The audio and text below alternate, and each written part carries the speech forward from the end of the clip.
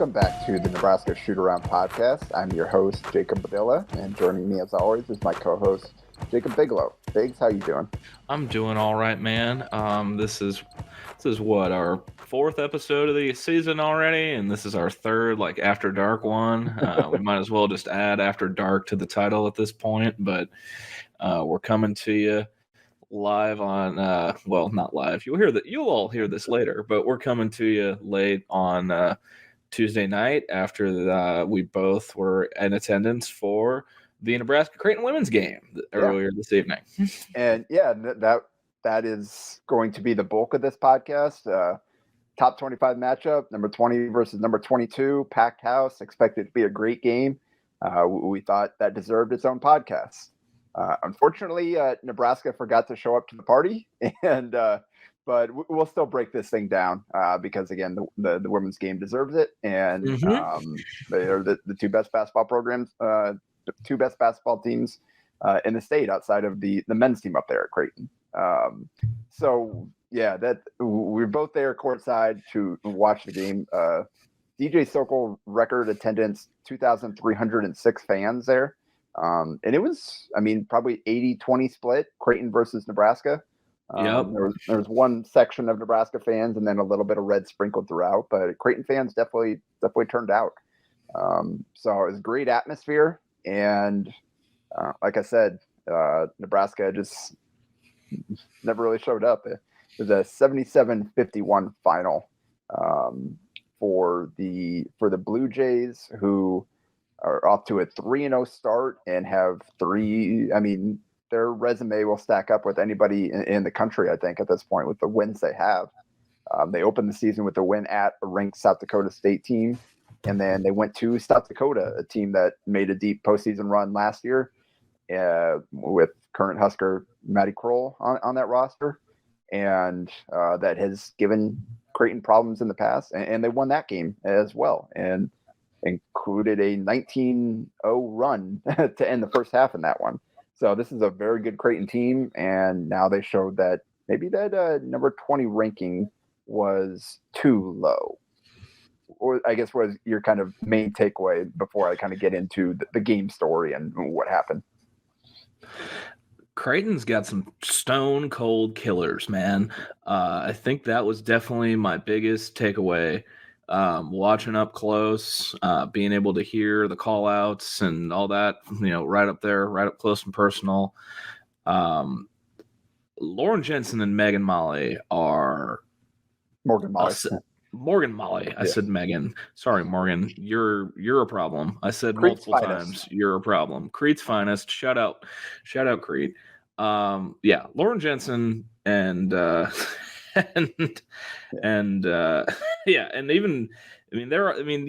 just were stone-faced assassins. It was like night and day, man. And it was they not only did they show that ranking maybe too low, they definitely showed that Elite Eight run last year was not a fluke. And bringing everybody back, they're back with a vengeance, man. Yeah, and honestly, if you had told Amy Williams going into the game that Lauren Jensen, who put up 30 on the Jackrabbits in that game and was the hero of their win over Iowa in the postseason last year, who came to Creighton from Iowa, her and Emma Ronsick, who Creighton's versatile post, one of their best players as well.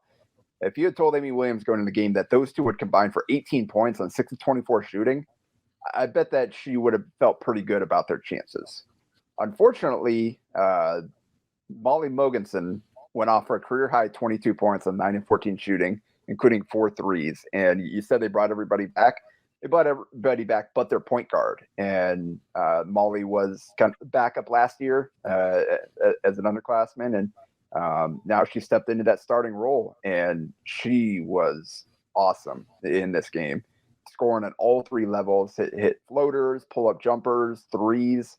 They were letting her get to her spots too easily, and she was making almost every shot. So she put up 22, and Morgan Molly, you mentioned 16 points, 6 of 13 shooting, a couple of threes, a couple of timely threes in particular, and Carly Batchelor, who was starting for the injured Rachel Saunders. And Saunders is kind of one of Creighton's like dirty work players. She's one of their best defenders. She'll crash into the bench going after every single loose ball, like that kind of player. She got hurt, I think, in the third quarter against South Dakota and wasn't able to go. So they plugged in Carly Batchelor, who has starting experience, who started last year. And she not only did she score 15 points on 7 to 10 shooting, she was also the primary defender on Jazz Shelley. And Batchelor is, I believe, 6 foot. So they put a little bit more length on Jazz, and that gave her some problems at times. So offensively, or defensively rather, they kind of locked in on Creighton's top two. I mean, they really have a 3-headed monster there with Molly in there as well. But even Molly, like, you'll live with 16 points on 13 shots. But letting Batchelor get 15, Mogensen get 22, that's kind of where they lost it in that end. And then on the other end, they scored 51 points. So before you even get into how that happened, that right there tells you it was a bad night. But absolutely. But Shelley, 14 points on 14 field goals and 4 free throws. Only 4 assists and 2 turnovers. Alexis Markowski had a double-double with 12 and 10, but she also had 4 turnovers and missed 4 of her 7 free throws. No one else scored more than 7 points on the entire team. Izzy Bourne was that third leading scorer, and she shot 3 of 9 with 4 turnovers. Allison Widener, who has gotten off to a great start this season, back-to-back 20-point games, I think, in the first 2. She had 5 points on 1 of 3 shooting, 3 of 4 from the line, 2 assists, and 4 turnovers. So those are kind of the 4 players that Nebraska is going to rely on for offense every single game, and none of them had close to even a decent game. And it's going to be hard to win when that's the case. As a team, Nebraska shot 31% from the field, including 27.8% from 3. And you look at combination of free throws and paint points, they were even.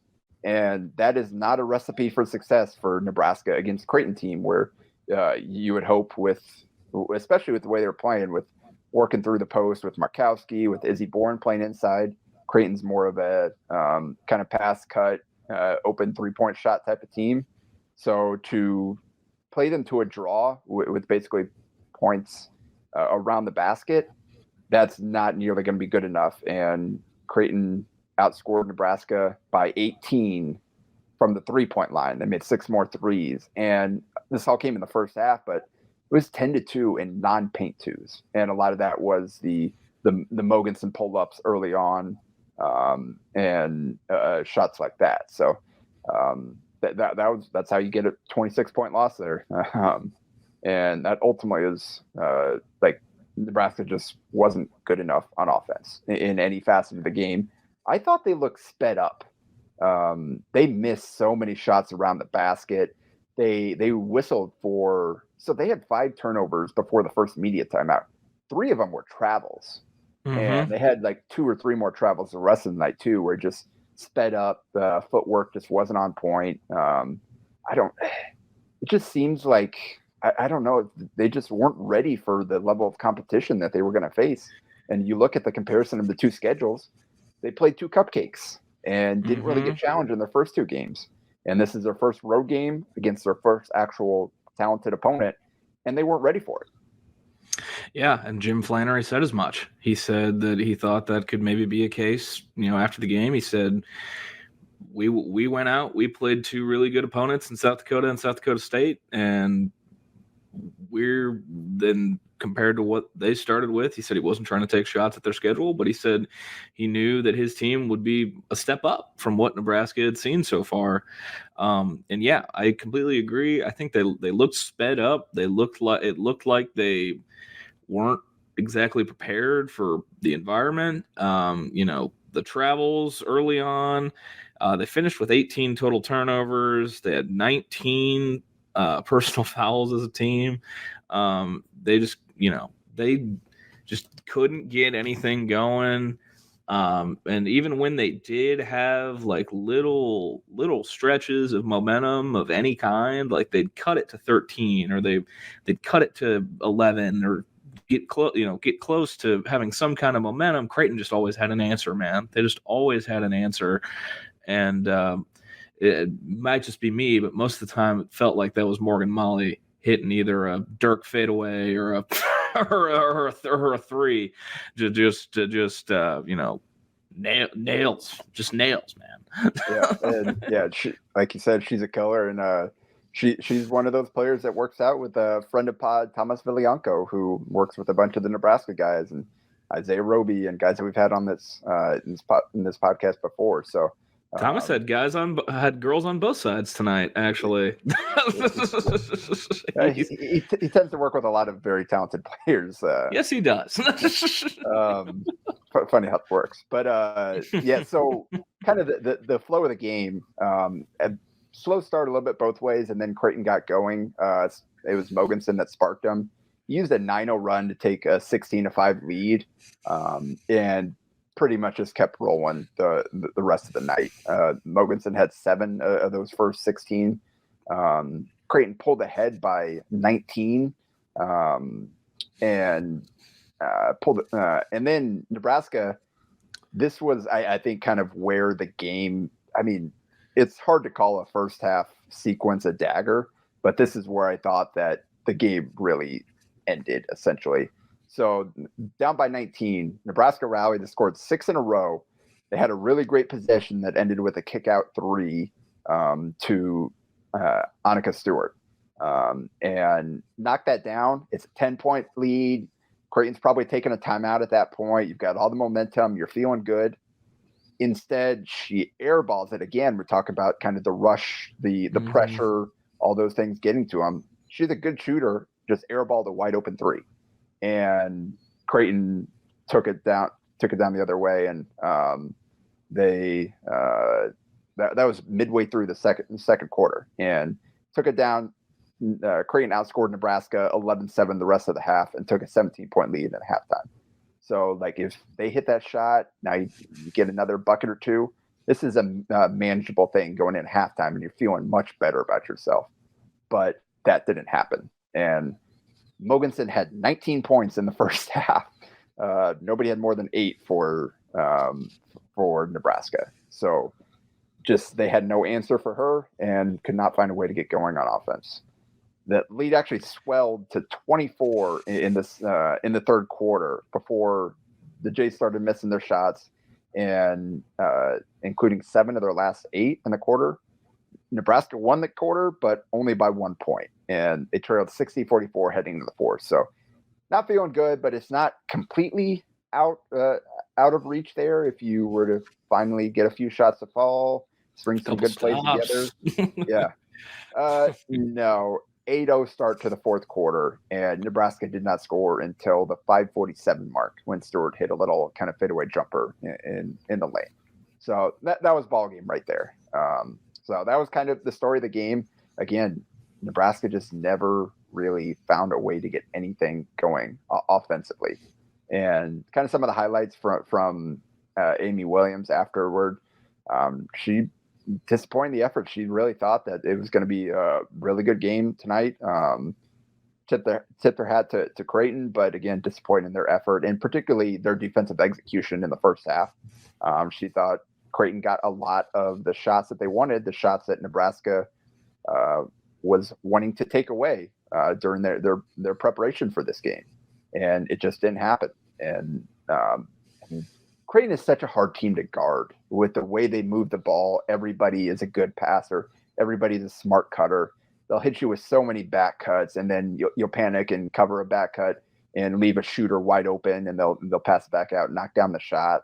Like they just have everybody involved on every possession. So much read and react that they know how to play together so well. They're such a high IQ team. So for a Nebraska team that, again, their defense hadn't really been challenged by the first 2 teams that they played. And so this is a completely different challenge. And Amy Williams pointed to their experience of bringing almost everybody back from that Elite 8 team. Nebraska hadn't played anybody like that yet this season. She thought that they started forcing things.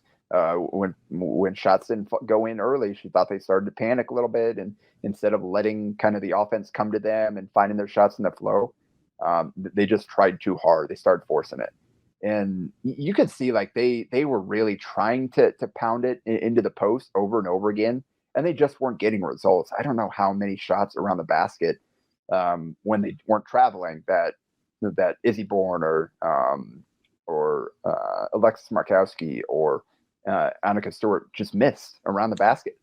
But what did Flan say in the postgame? That was pretty. I mean, I thought this was pretty eye opening. I mean, somebody, I forget who asked him, what did you do, defensively? Nebraska loves the post feeds. Like, what did you do? And he gave a pretty simple answer. And and I forget which player said the same thing.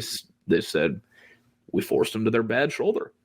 and it was either Molly or I think it was Morgan. It was Morgan who said it, and Flan echoed it. I mean, they just said we forced them to their bad shoulder, and not that they we thought they wouldn't be able to finish with their bad shoulder, with their not preferred arm or shoulder, but we liked our chances. Are what they are. Yeah, we liked our chances forcing them the other way, and that's exactly what happened. I think that definitely contributed to all the misses around the basket for sure, and especially and this is going to be the case with this Nebraska team. Also, we can cut and paste what you just said about how smart the Creighton women play, and we can use that again in a couple weeks, because there must just be something in the water on that campus, but we can use that again soon. The thing with this Nebraska team is, missing Sam Hybe, and, Jazz Shelley thrived as like the second option last year. If she's going to be the top of every scouting report and she's not making shots, someone's got to pick up the slack some way. And right now they just don't have that in the backcourt. They don't have another like major scoring threat at the guard spot. So that's where their love and emphasis on these post feeds to Bourne and Markowski is going to come from. And if they're missing bunnies, and it was kind of the perfect storm for them to get ran out of the gym like they did tonight, but it's kind of a doesn't paint a pretty picture for how things could go wrong for this team in a hurry. Yeah, and I thought Nebraska looked at its best tonight when you saw like Allison Widener and Kendall Moriarty out there driving the lane hard and making plays and causing rotations and getting the ball started. They both had a couple of strong drives and finishes. Both had some nice drives and kicks. So there were some flashes of that. And Widener, like I said, got to a great start this season. Scored 20 points in the first two games. They're going to need more from her. She's got to be the one that's ready to step up. I think it was Amy Williams talked about it at Big Ten Media Days. Sam Hybe took Allison out to lunch and like had to talk with her, gave her advice, told her hey, this is the opportunity. The team really needs you here, and this is some of the things that you can do and to kind of help fill in here. And she looked like she had taken a big leap in the first two games, but perhaps it was just. It was more looking like she was back at Humphrey playing against Class D2 girls. Where that was the big question when she committed to Nebraska, was the transition from Class D2 to the Big Ten is pretty steep, and that's kind of a perfect comparison. 2 20-point games against lesser competition to start the year, and then kind of a harsh reality check against bigger, stronger guards tonight. Yeah.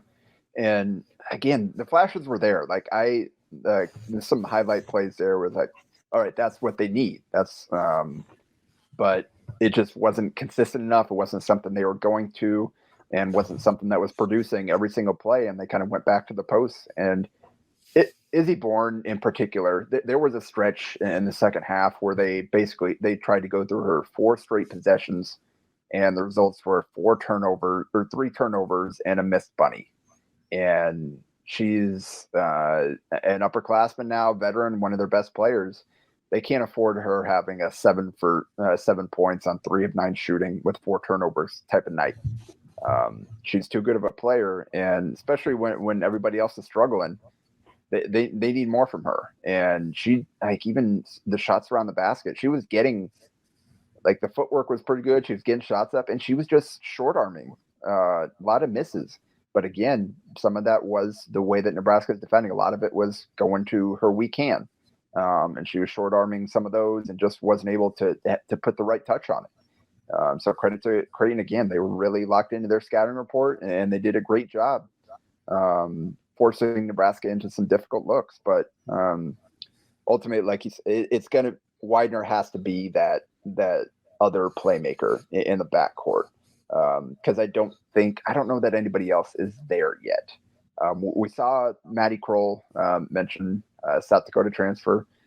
She went off in, I think, one of the first 2 games there, shot the ball well, played well. I don't think that's something that you're going to get from her every single game. She'll have some games this year where she gives you a nice scoring punch off the bench. But more often you're going to rely on kind of some hustle plays, some glue player type of stuff from her, some defensive effort. I think that's kind of what you're going to get from her with some offense mixed in and throughout. So it really does, like, Widener's got to kind of continue to get better, because they're going to need consistent production out of her, whether it's scoring herself or if teams are really trying to take it away, she's got to make them pay and find the open player and create shots for her teammates. Because we know what Jazz Shelley's going to be able to do as a playmaker there. You don't want Jazz Shelley taking 14 shots in the game. Nebraska is not going to be at their best when she has to lead them in shot attempts. She was actually 2 of 3 from 3 early on, got 2 really good looks. Creighton went under a screen early on, and she rose up and knocked it down, and then she got a corner 3, I think, on a great play by Widener, either Widener or Moriarty, can't remember, whoever, but drove the lane, kicked it out, wide open look, knocked it down. 2 for 3 to start from 3, and then missed her last 5 attempts. And some of those were off the dribble. They were long. They were more difficult attempts. You want Jazz really being the playmaker. 4 assists. You want her 5, 6, 7 assists. She can shoot the ball, but she's a little bit more streaky. I think her passing is probably her best skill. So you need somebody else to step up. And again, some of the travels limited that. Some of it was Creighton's defense, but 12 points, 8 shot attempts for Markowski. That's not enough. She had a couple of strong moves down there. They got to find a way to keep her more involved. And I don't necessarily, I think they just went back to forcing it too much, just trying to force feed the post. I thought maybe they could have done a better, tried putting her more in the dunker spot and try to get a Widener or Shelley or a Moriarty downhill, draw the help defender, and then look for that dump off pass or the kick across if they have to help down on Markowski, or let Markowski go crash the offensive glass as the driver's got a shot up on the rim, as opposed to just force feeding, trying to get her the ball where the defense is set. They're trying to force her one way. They're trying to send the help. They're digging in. I just think they need to get more versatile, more kind of try different ways to involve her and Bourne and get the others, because the offense just bogged down too much and made it too easy for Creighton to guard, I thought. But that being said, it was a really bad day. By anytime everybody in your lineup has an off day, you're not going to win the game. Doesn't mean Nebraska's a bad team, but they've got some work to do, and the pieces are absolutely there. Again, we know Markowski can be a really good player. We know Shelley can be a really good player. I think we've seen the potential of Widener. We know Bourne is another veteran. Still trying to figure out kind of that bench and that fifth scorer who is going, where's the offense going to come from outside of those main 4. So that's something to watch moving forward, I think. But yeah, just hopefully this is something that they'll be able to kind of take back to the practice court and use to get better moving forward. Yeah, definitely one to learn from. I know it's the cliche coach speak, like we'll look at the film, we'll learn from it. But Nebraska's still fairly young. They're still a fairly young, inexperienced team, and some teams need to get punched in the mouth, and they definitely got punched in the mouth tonight.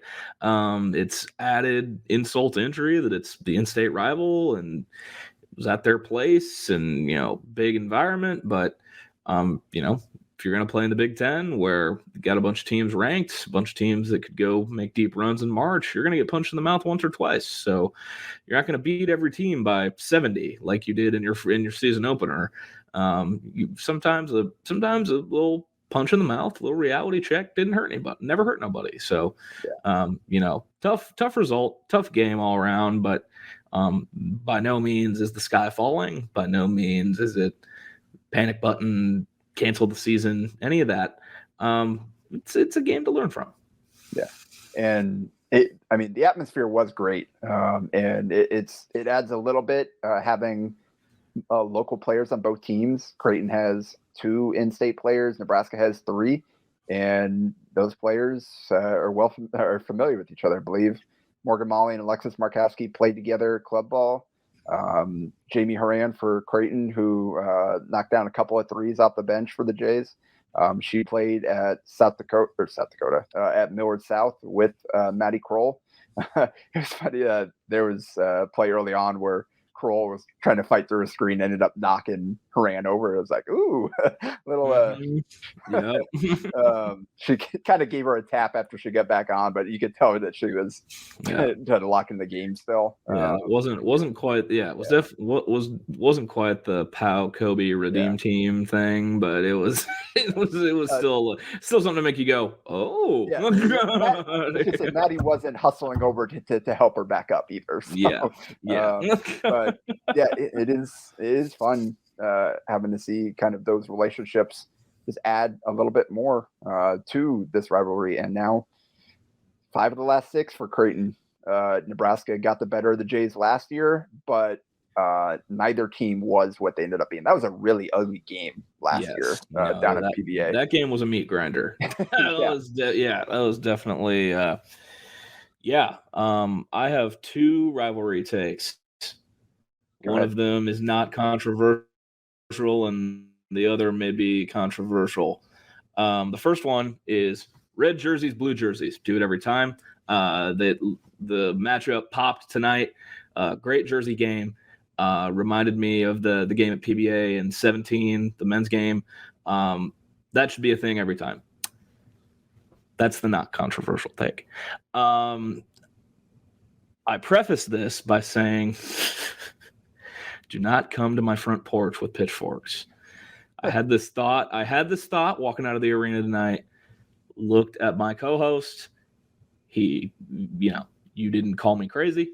I then shared that thought with other people who have been in and around Nebraska athletics, the basketball programs, respectively, and they agreed with me. So I'm going to put it out there. I think Nebraska as a whole, their biggest problem facing when they face Creighton in any sport can be women's basketball, men's basketball, baseball, anything they face each other in. For some reason, they don't play each other in women's soccer. I had that realization recently. Why don't they do that? But it seems to be a pattern that they kind of try to brush it off as just another game. And the coaches of the respective sports give that talk to the media. And based on body language and how some teams look going into these games, keep in mind I had a front row seat to 3 of these under the former head men's basketball coach at Nebraska. And I can tell you it was just another game. People thought that game took its toll on Coach Miles and, his record against Mac and all that. But, none of that personal stuff ever got brought in to a Creighton scout. Never got brought into a Creighton week. It was never made personal. It was never made personal. It was just another game. If the game was in Omaha, we took a bus 45 minutes, spent money on a hotel room on a hotel in Omaha the night before to treat it like a normal road game. We'd do a, walk through, shoot around, normal stuff like a normal game. It was never anything. The only time that it ever felt like just another game was when they actually won the damn game in 17. And who would have thought that the 1 year Coach Miles gets Creighton would be the year he gets fired? But I feel like the coaches in Nebraska brush it off as just another game. They tell the media that, they tell their team that. I know for a fact, no matter what Greg McDermott, Jim Flannery, Ed Service, or anyone at Creighton say to the media, that is not what they're telling their teams. It is not just another game. It is, it's not just another game. It's not just about the fans. People always say, oh, it's a game for the fans. It's a fan rivalry. Like, no, it's not. It may be like that. Maybe like that to one school, but it's definitely not like that for the other school. And that, I think, in part, I'm not trying to take away from the talent and the coaching prowess of the two basketball programs at Creighton. They both are two great coaches. I respect them incredibly. They've had great teams. They run great programs. But when the state school down the road is just taking an in-state game every year as just another game, that's not that's not good for the rivalry. It's not good for the state. It's not good for anything, because the women have lost, what was tonight, 6 of the last 7? I think, because they had won 5 in a row, then they finally got it, and then so they won again. So the women have lost. The women have lost 6 of the last 7. The men have beat Creighton once since Doc Sadler was the coach. So the Nebraska coach, the head coach, since Doc Sadler was the head back as an assistant coach, as a special assistant head coach. If you want to know the Nebraska basketball coach with the most wins against Creighton this century, he's currently living in a van driving around America after he came back to be an assistant and then was unceremoniously let go and his position on staff was dissolved. That is the Nebraska head basketball coach with the most wins against Creighton this century, is Doc Sadler. And that coach, I know for a fact, made the Creighton game personal, for what it's worth. So that's my soapbox. And I think that's a good point to end on. And Nebraska's got to bounce back quick, because they are going on the road again to a feisty Drake team who went bucket for bucket with Iowa, took them to overtime, I believe, before losing. So that's a team that's going to be able to score some points if Nebraska isn't locked in. So got to take this one seriously, not just another game. It's an important game coming up here. It's a chance to bounce back and show that you learned something from your first game on the road. So that is coming up. That is on Saturday, as we record this on Tuesday night, like we said. So we got a few days to get back in the lab, to watch the film, to figure out what happened. And they got to get it fixed for next game, because they can't afford to drop 2 in a row at this point, as the season just kind of gets started. So we will kind of touch back on with the women periodically throughout the season. We'll have Drake back on at some point here. Just kind of as we'll play it by here and see kind of how the season plays out. But figured we close out this pod by looking ahead to what's next for the men. Next week's pod will focus on their upcoming games against St. John's and Arkansas-Pine Bluff.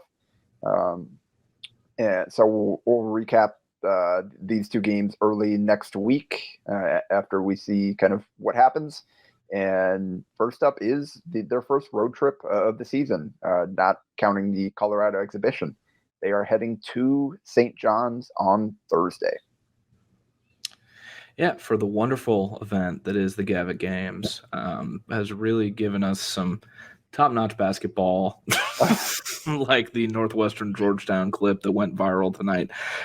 We love the Gavitt Games. So if you have not seen the clip that we're referring to, go check out Matt Norlander's Twitter feed from Tuesday night. I warn you, you probably don't want to watch this clip with small children alongside you, or really any aspiring basketball players. Try to keep this away from them. But if you need some comedy, some comic relief in your life, go check this clip out. Yeah. And then also consider that what you saw was what FS1 chose to play over the top 25 matchup between the Creighton and Nebraska women. Thanks, thanks, Gavitt. We appreciate it. Thanks, Dave Gavitt. We really needed Northwestern Georgetown on TV. Hey, Big Ten off to a 1-0 start, though, because Patrick Ewing is a complete disaster as a head coach over there at Georgetown. 2-0, I think. I think they're 2-0, if I remember. Yeah, because what was the other game? Purdue, that's right. Yeah, Purdue. They're 3-1. Actually, the Big Ten is 3-1. Penn State defeated Butler. DePaul beat Minnesota. Spoiler alert: Minnesota bad. And Northwestern beats Georgetown, and Purdue beat Marquette. So I forgot about those first two games yesterday, even though I saw both results. That was.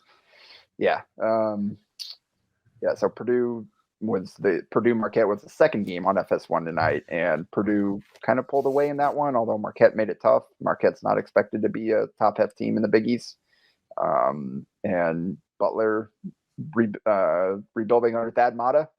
Thad Matta, the oldest 55-year-old man on the face of this earth. That is a fact. Thad Matta is 55 years old. He looks no younger than 70.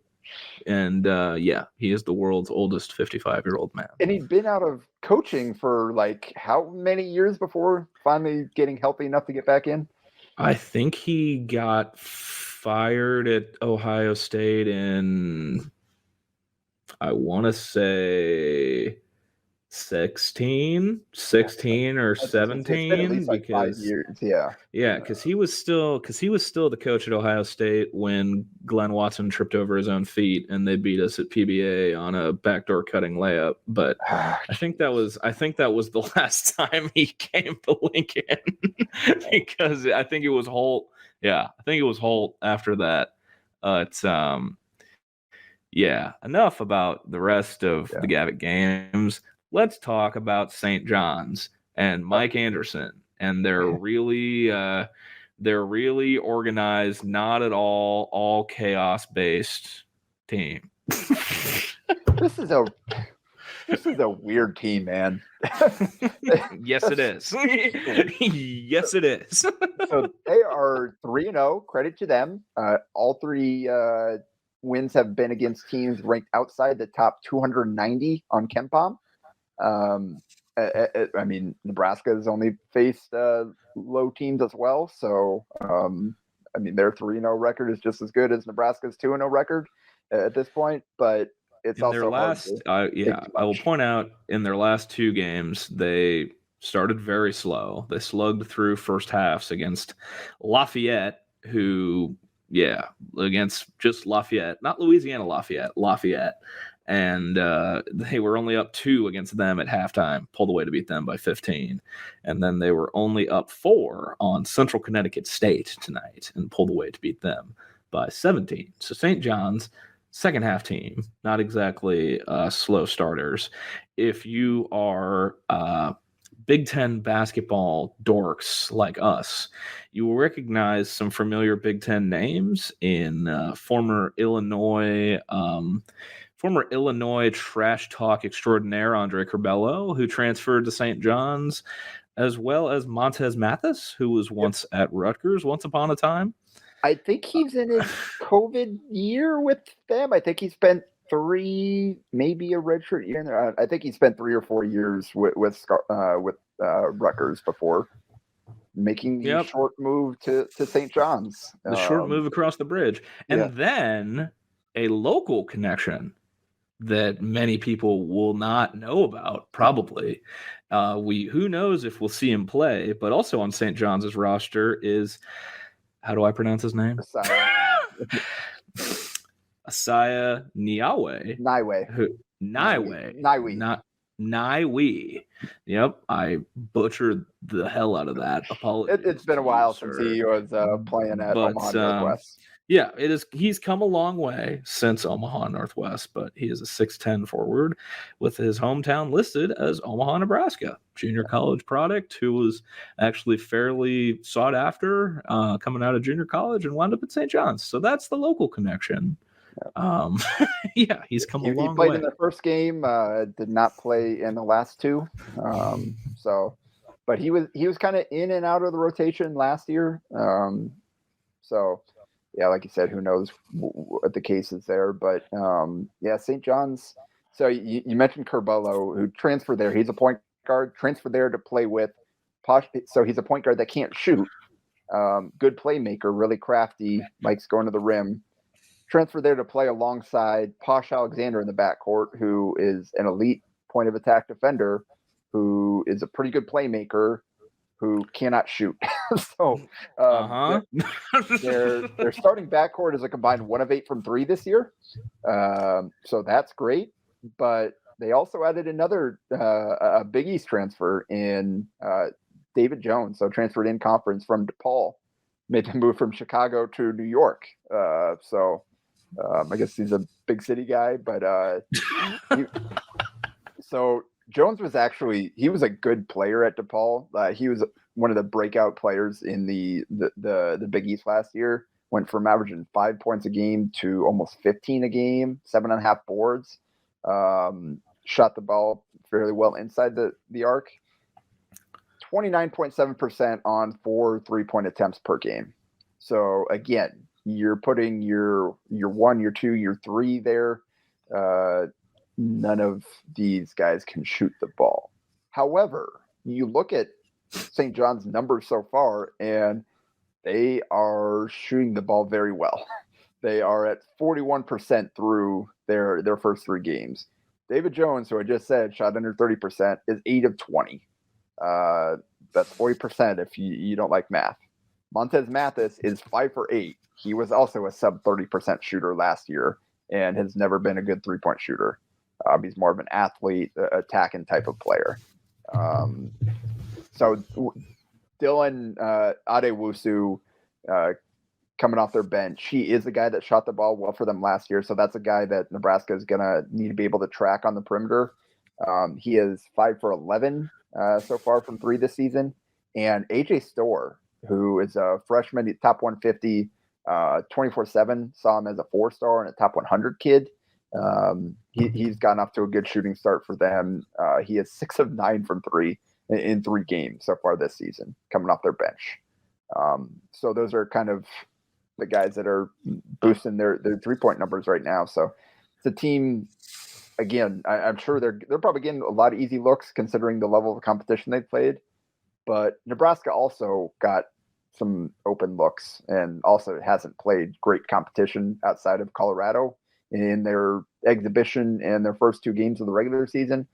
And Nebraska still hasn't shot well against bad teams outside of individual outbursts.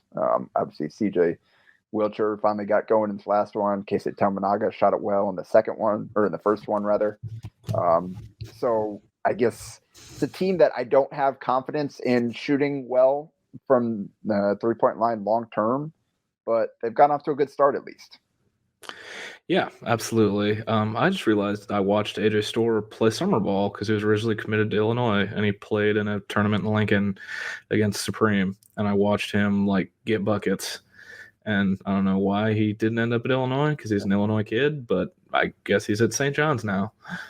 Now that you mention, I think I do remember seeing that name. Who did he play for? Illinois Stars. Yeah. Yeah.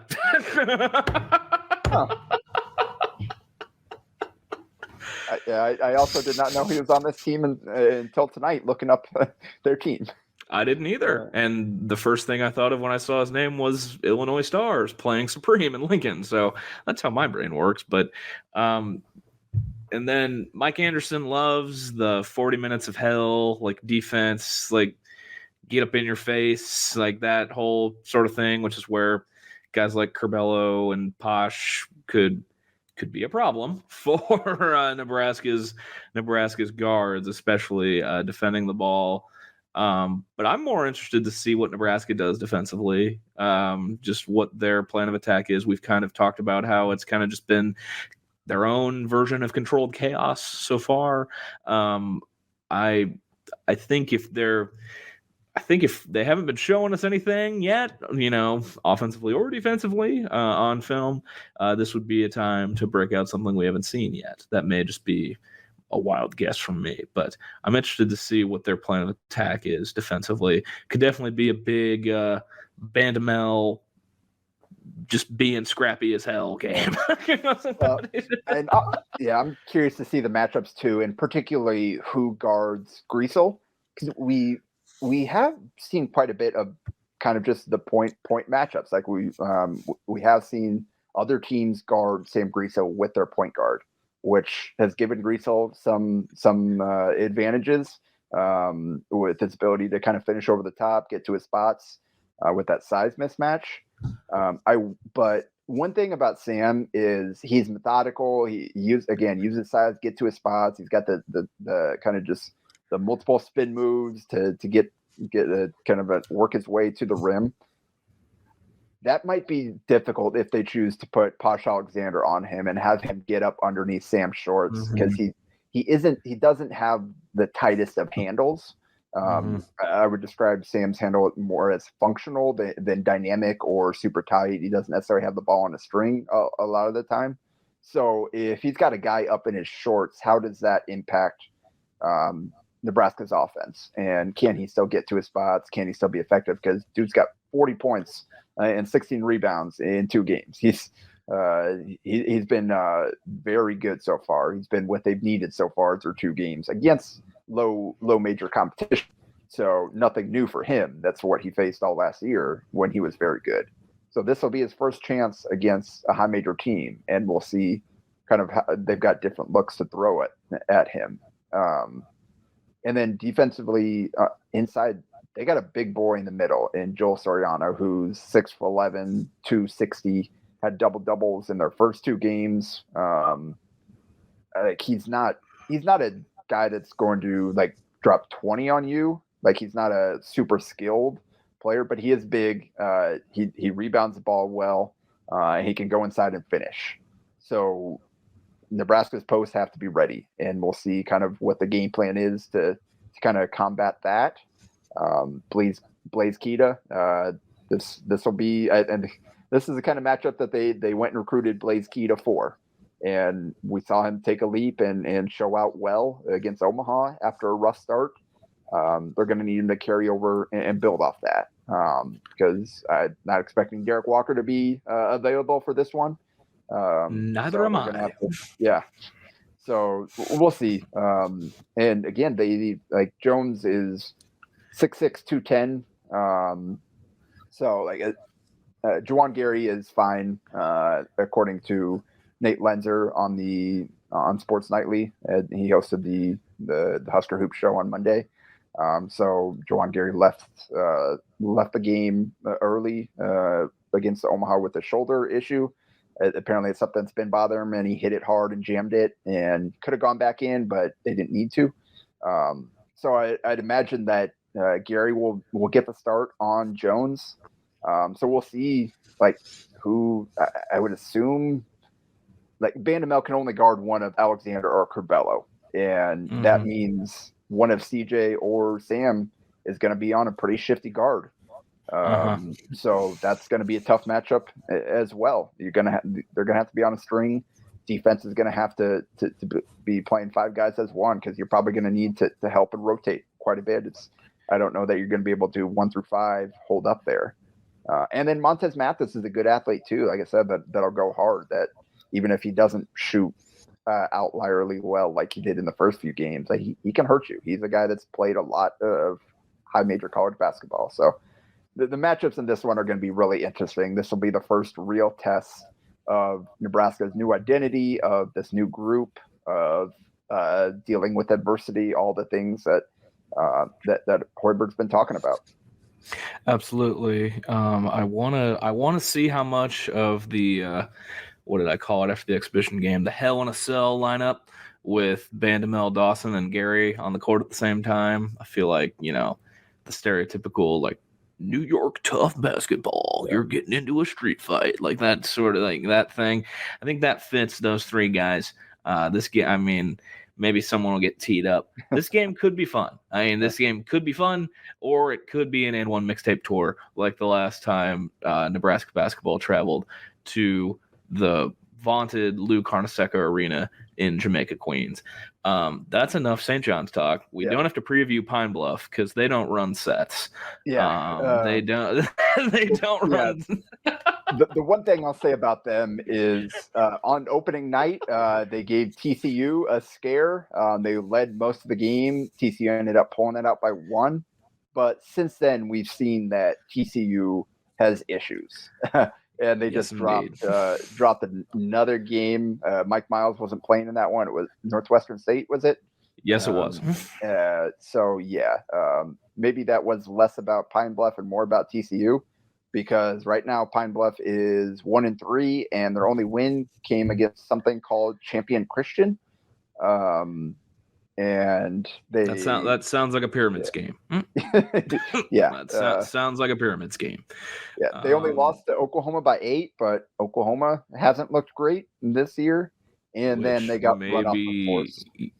Yeah, they got run off the court by Mississippi State. Lost that one by 33, 80-47, which is their most recent game. And they're still going to play 2 games before they come to Lincoln on Sunday. So they're playing Kent State and Cleveland State before they make the trip to Lincoln. So they are cashing these buy game checks. They're cashing these buy game checks. They don't run sets. They play really, really ugly basketball. Just gonna warn you. So we're not gonna preview them.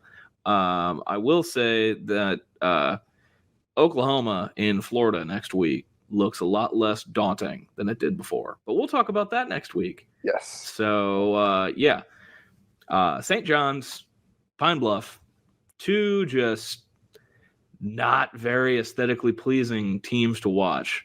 But that's what we've got coming, and we'll talk about it next week.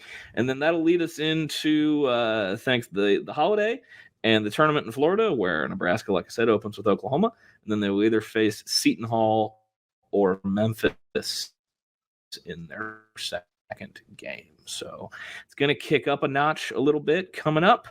I'll give my bright side talk. I said what I said about Oklahoma. Boston College lost to Maine.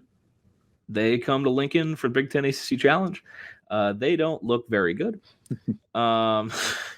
Neither does the rest of the ACC, especially at the bottom of the ACC. So, this is the only year where Nebraska basketball fans and people around the program will be able to say, hey, at least we're not Louisville. And that is what I will leave you with, because Louisville has lost 3 bye games at home, all by a point, and lost an exhibition game to a Division II school called Lenoir-Rhyne. So if Nebraska basketball pain comes about, just remember, you're not a Louisville fan, because they lost all those games and then also lost out on a 5-star recruit to their arch rival Kentucky when Kenny Payne hired the 5-star recruit's grandfather to be on staff to try to help with the recruitment, and they still lost out on DJ Wagner. So Nebraska, at least we aren't Louisville, and that is all I have. I think that's a good note to end this podcast on. I think that's the first time that anybody has ever uttered that phrase before. Nobody may ever utter it again, but that's where we are right now in this time and place. So that's all we got this week. Go rate, review, subscribe, do all those things. This is Nebraska Shootaround podcast, and we will be back soon with another episode.